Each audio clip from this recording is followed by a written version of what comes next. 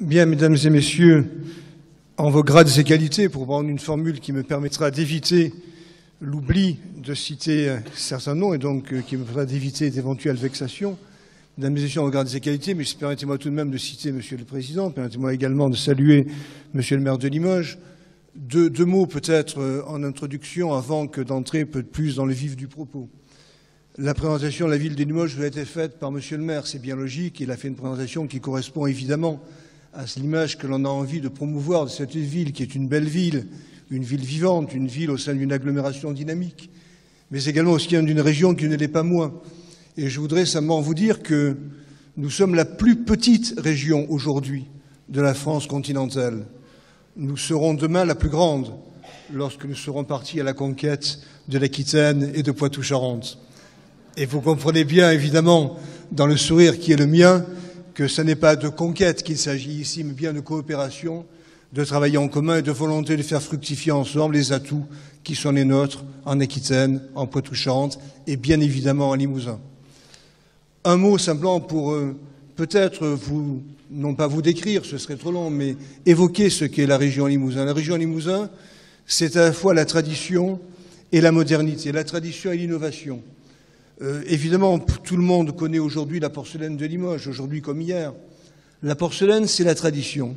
Et c'est une tradition qui perdure, évidemment, dans le domaine du luxe et de l'excellence, et qui est toujours aujourd'hui à la conquête de marchés de par le monde, partout. Partout où je vais, partout où nous allons, nous entendons parler de Limoges, un peu par le basket, il faut le dire, mais beaucoup par la porcelaine. Mais au-delà de cette tradition de la porcelaine et du luxe, c'est à Limoges toute la mise en place aujourd'hui d'une innovation extrêmement porteuse dans le domaine des nouvelles céramiques industrielles. Et ces nouvelles céramiques industrielles, c'est celle qui nous ouvre aujourd'hui la porte d'un certain nombre de marchés. Une délégation de Limoges Métropole est actuellement à Chicago pour précisément parler notamment de ces céramiques industrielles et à la recherche de marchés nouveaux. Tradition et innovation. Dans le domaine qui est aussi le domaine d'excellence du Limousin, un des domaines d'excellence, la race bovine limousine, l'agriculture, l'élevage.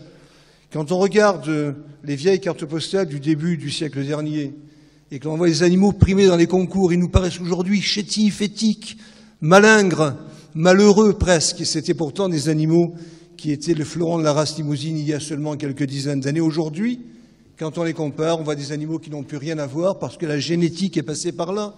Non pas la génétique manipulatrice, évidemment, une génétique intelligente, une génétique qui est au service d'une production de qualité, tradition et innovation.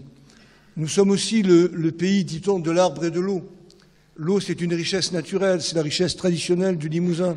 Château d'eau de la France, du moins en partie avec le Massif central. Eh bien, à partir de cette richesse naturelle, qui est la production spontanée, si j'ose dire, de l'eau, on a développé ici des travaux de recherche. Et ça n'est pas par hasard si aujourd'hui l'Office international de l'eau est installé à Limoges et si les travaux de l'Office international de l'eau sont des travaux reconnus aujourd'hui dans le monde entier. Et puis, là encore, et ce sera mon dernier exemple, je pourrais les multiplier, tradition ici, c'est la tradition de l'industrie de tout ce qui touche à l'électricité, notamment au travers d'une firme que tout le monde connaît de par le monde entier, la firme Legrand. Cette tradition de l'électricité qui est toujours extrêmement vivace aujourd'hui, qui a trouvé des relais dans une innovation permanente, la firme évidemment conquiert des marchés parce que précisément elle innove en permanence. Elle trouve aussi un prolongement dans un autre domaine qui est un pôle de compétitivité, qui est le pôle de compétitivité, Elopsis, qui est une production autour de l'optoélectronique, autour des lasers, donc une production, là encore, qui vise à valoriser tout le travail de recherche d'une université, qui est une université de pointe, celle de Limoges, université qui, là encore, a transféré les produits, les résultats de sa recherche vers de la création industrielle. Donc, tradition, je l'ai dit, et innovation.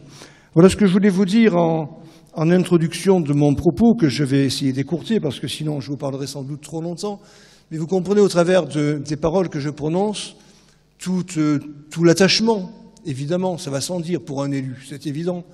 Mais au-delà de l'attachement, toute la passion que l'on peut mettre à défendre une ville, monsieur le maire de Limoges l'a fait tout à l'heure, et il a raison, à défendre une agglomération de 250 000 habitants, qui est en train de devenir aujourd'hui, dans la future grande région, le deuxième pôle important de la future grande région, 2e ou 3e. On ne va pas chipoter avec nos amis du Pays Basque et de la frontière franco-espagnole. mais toute la passion que l'on peut mettre à développer et à défendre, si tant est qu'elle était agressée, une région qui a son identité, qui a sa force, qui a son caractère, et des habitants dont on a dit tout à l'heure que la caractéristique première était sans doute le courage. Quelqu'un l'a dit avant moi, cette espèce de pugnacité, cette envie de faire, cette envie d'avancer, qui fait que les Limousins sont peut-être, comment dire, plus pugnaces, plus courageux, plus entreprenants qu'ils ne sont communicants. Et pendant bien trop longtemps, s'il y a une faiblesse qu'on peut reconnaître à notre ville, sans doute, à son agglomération sûrement, et à sa région, c'est de ne pas avoir suffisamment dit avec suffisamment de force à quel point c'était une ville, une agglomération, une région qui a du tempérament, qui a du corps, qui a de l'envie et qui produit. Cette absence ou cette relativement faible communication, sans doute, pénalise le Limousin, plus petite région aujourd'hui, je l'ai dit, surtout quand on le regarde, ce Limousin, depuis bien loin, là-bas, de Paris, avec des moyens de communication que vous connaissez, entre Paris et Limoges et l'Europe, qui ne sont sans doute pas des moyens de communication les meilleurs que l'on puisse souhaiter.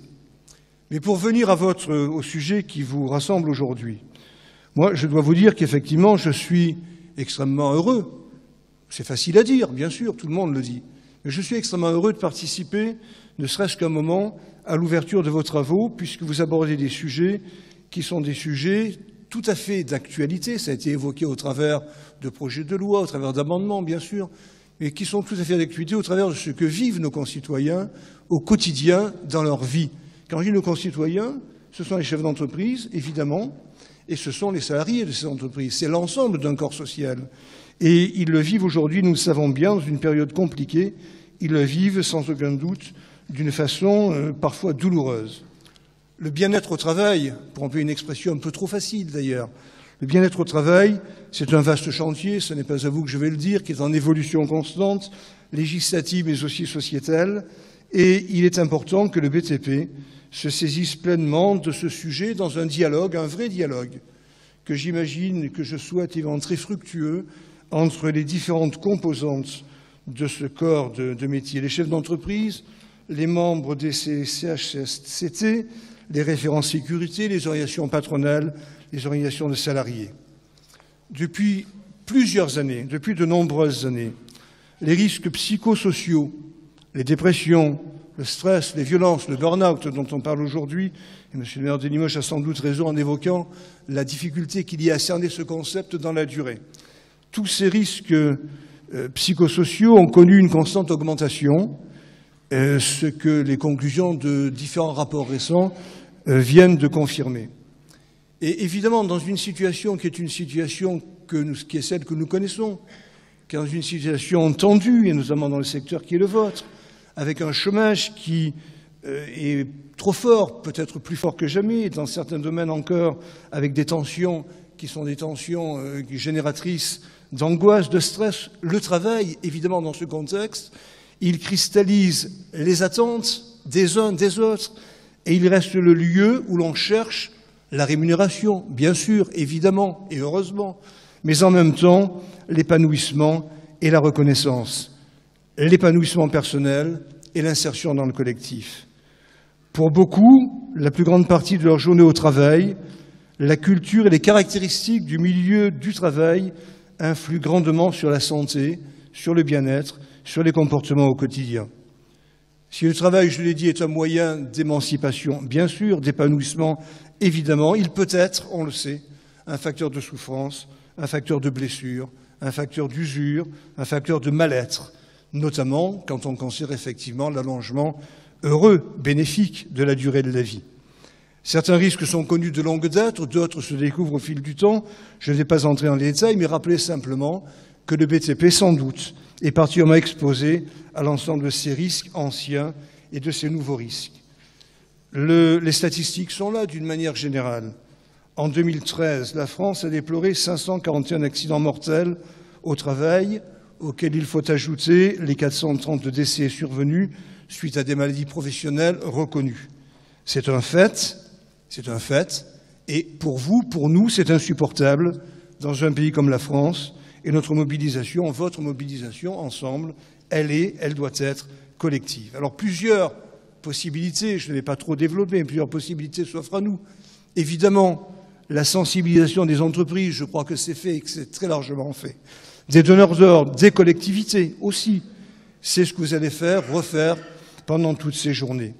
Parce que chacune et chacun d'entre nous, nous devons en être conscients, joue un rôle déterminant dans la régulation du travail. Nous avons évidemment une responsabilité sociétale, sociale, importante dans les choix stratégiques qui sont les nôtres.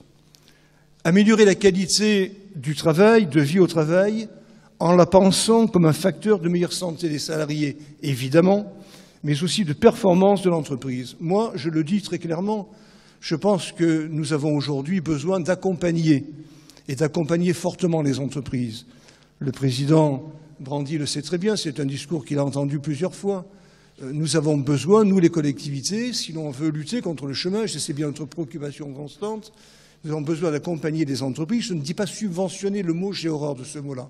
J'ai dit de les accompagner de toutes les façons qui soient, éventuellement, et d'ailleurs par des moyens financiers, par des investissements financiers qui sont ceux de la collectivité envers le monde de l'activité, notamment du BTP.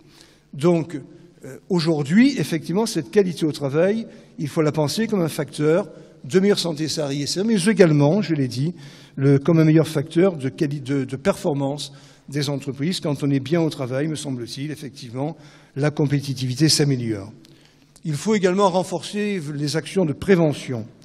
L'investissement dans la qualité de l'emploi, ça n'est pas, je l'ai dit, un investissement à fond perdu. Bien au contraire, je crois que c'est un outil qui peut être bénéfique. Il faut promouvoir l'échange sur les conditions de travail et la qualité de vie au travail dans le cadre du dialogue social. Souvent difficile, bien sûr, mais c'est aussi le dialogue social dans nos institutions. Moi, je gère des institutions qui représentent plus de 2000 salariés. Donc, dans nos institutions, ce dialogue social est important. Dans nos entreprises, ce dialogue social est important. Et il peut être, quand il n'est pas source de blocage, évidemment, il peut être au contraire, gage d'avancées et d'avancées importantes. Voilà ce que je voulais, mesdames et messieurs, vous dire très rapidement, parce que je pourrais vous parler évidemment plus longtemps, beaucoup plus longtemps que cela. Moi, je crois que vous nous honorez, mesdames et messieurs, par votre présence ici. Cela a déjà été dit par le maire de Limoges et je reviens sur ces propos bien volontiers. Vous nous honorez par votre présence ici. Vous nous honorez également par le thème que vous avez choisi. Ce thème de la sécurité au travail, ce thème du bien-être au travail ou du mieux-être au travail, ce thème de l'insertion de l'homme, employeur, salarié. Moi, je ne fais pas de distinction en l'occurrence. Le thème de l'insertion de l'homme dans la vie quotidienne, et la vie quotidienne, c'est d'abord le travail. Il n'y a pas de dignité possible, disait André Malraux. On en parle beaucoup aujourd'hui d'André Malraux à propos des cérémonies au Panthéon. Mais il n'y a pas de dignité possible, disait-il, pas de vie réelle pour un homme qui travaille 12 heures par jour sans savoir pourquoi il travaille. Eh bien, mesdames et messieurs, aujourd'hui et dans les jours qui viennent, vous allez avoir à évoquer tous ces sujets-là. Vous allez avoir à évoquer des sujets qui nous concernent tous, vous dans vos métiers du BTP, nous dans nos, j'ose pas dire dans nos métiers d'élus, mais dans nos vocations d'élus, dans nos pratiques d'élus, des sujets qui nous concernent tous et des sujets qui sont au cœur de vos préoccupations, de nos préoccupations. Je vous souhaite, mesdames et messieurs, de belles et bonnes journées extrêmement productives, bon travail et bonne santé dans votre travail.